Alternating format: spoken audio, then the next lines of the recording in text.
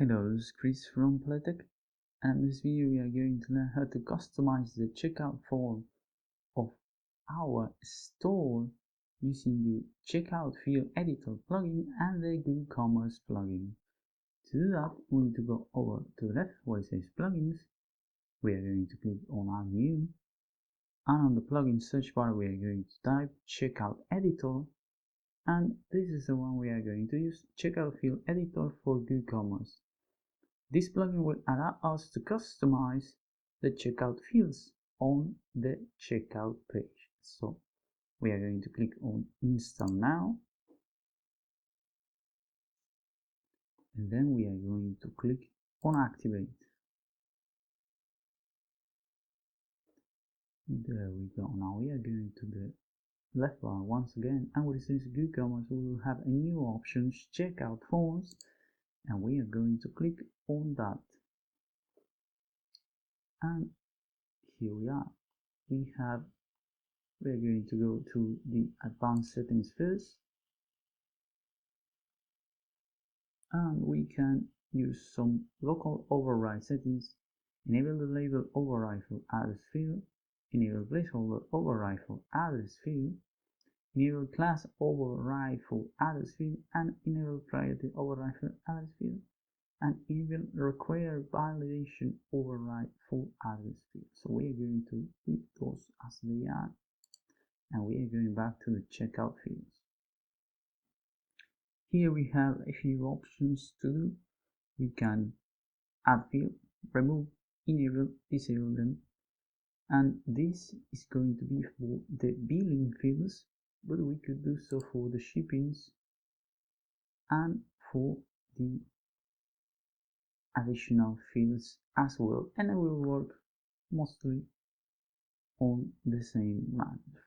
For the example, we are going to use the billing fields. So we have first name, last name, country, address, city, state, postcode, phone, email, and one we have added also. So we are going to click and check it, and we are going to remove it. And now we are going to go to the first name, and we are going to click on edit.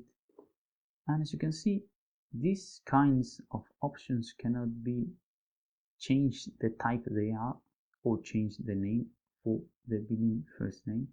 What we can do is change the label, for example, so we can use name only. We can put a placeholder to, for example, write name. We could give it a default value and the class, and we can give it some form of validation, in this case for the name that is not going to work. So we are going to check to make it a required field, and we are going to save. And these options can be changed mostly in the same manner. As you can see, if we edit on the last name, it will work mostly the same. For example, if we edit the address, we have the label, the street address, placeholder, and we have default value as well, class, and we can ask for a validation. So we are going to add a email to the field to see how it behaves. So we are going to save the changes, and we are going to disable the email in this case, and we are going to remove the password, and we are going to save the changes, and we are going to try to add a new field to the billing. We have different types. We have text, password, email, phone, select, text area, or radio. So we are going to add a text area, which is going to be for a notification on the products, and we are going to give it a label, note, a placeholder, write a note. We are going to leave the default value as it is, the class as it is, and we could give it a validation tool if we want. We are going to leave that as it is, and we are going to uncheck the required field. And as you can see, for these options we could check the display in emails and display in order detail page. So we are going to save. One issue that might happen is that you can't use all the name a capital letter. The next must be with lowercase letters only. So we are going to save. As you can see, now this time it has worked, and we have a new option, filing notification. Is a text, label, the placeholder, the validation it could have, and if it's enabled. So we are going to save the changes,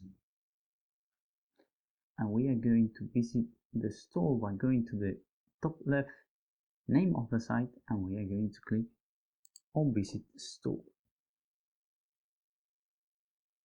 and we are going to add a product to the cart,